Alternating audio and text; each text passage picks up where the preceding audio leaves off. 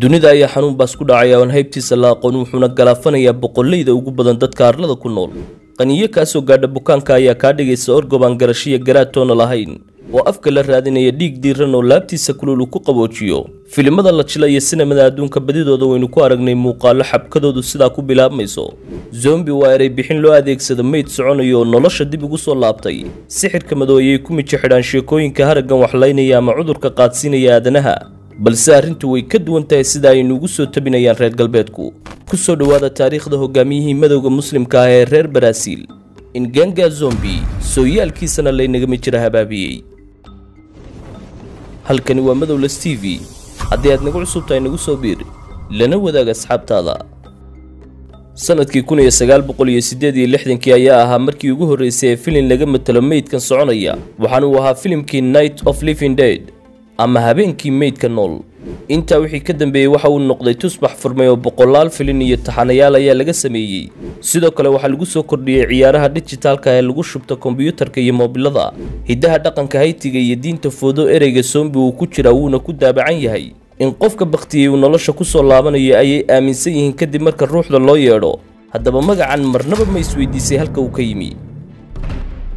taariikhdii dugsiyada laynagu xariiqay waxaynu ku baranay ganacsigii saddex geesoodka ee Afrika, Amerika iyo Yurub oo lagu ugaarsanayay dadkii laga awoodda badnaa ee Afrikaanka ahaa. ganacsatadii reer Yurub ee qaaradda Amerika u dhoofin jirtay adoonta waxay garab ka helaysay dilaalintii suuqa aadanaha ee qaaradda madow dhashay.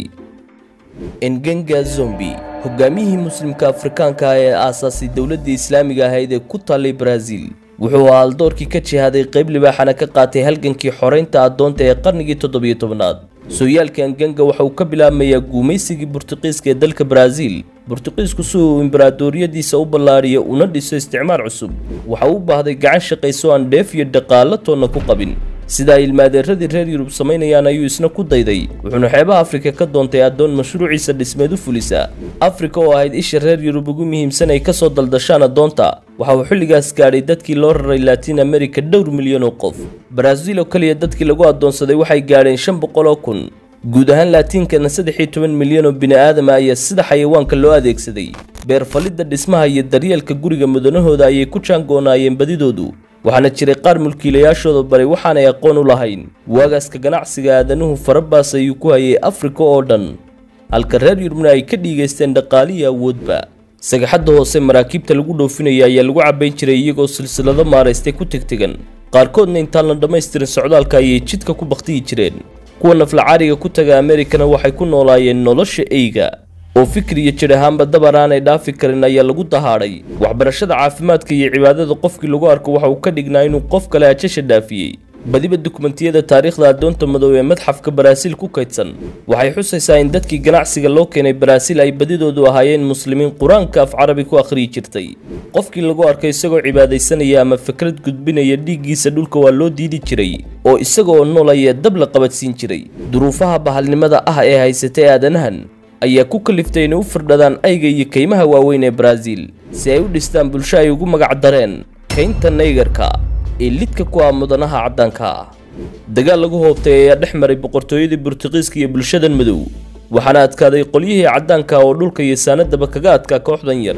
xilligaas waxaa dhashay oo hana qaaday geesigii Nganga Zombie oo faramarorsan doona talada madowga Brazil ee midaysan, wuxuuna ka dhigi doonaa boqortooyo awood badan oo la baratamaysa xoogagii Boortaqiiska.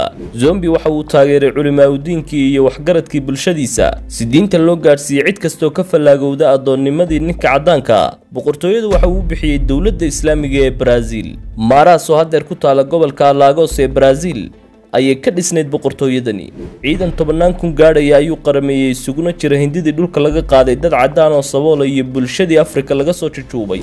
ugu dambeynna xuduud ayay yeelatay boqortooyadani iyo afkaar ay isku gartaan. carruur tiro badan ayay ku dhaleen aaggaas oo si sharaf leh ku barbaaray xilligoodii.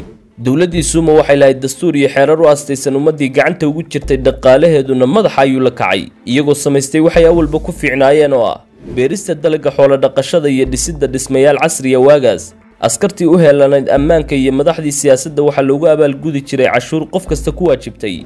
Zombi isagoo xor ah ayuu dhashay sanadii 1655. Abtigii Zuma ayuu ku soo agbarbaaray waxaanu kala qayb galay dagaaladii Boortaqiiska isagoo daayira.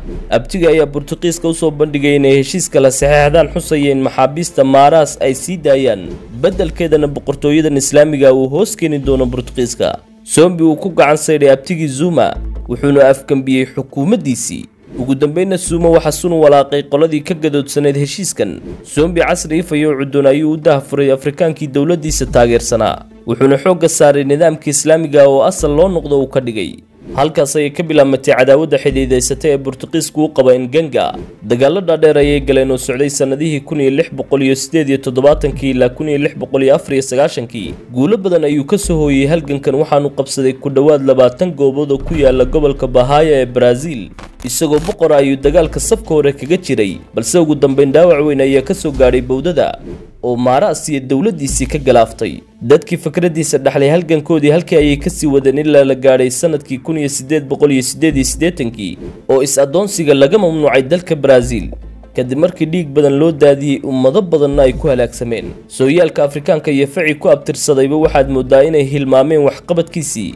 caasimadii boqortooyadii Zombi waxaa hadda lagu magacaabaa Macacos oo macnaheedu yahay daanyeeradii, iyagoo yesitaan iyo quursi uga jeeda Braziliyaanku.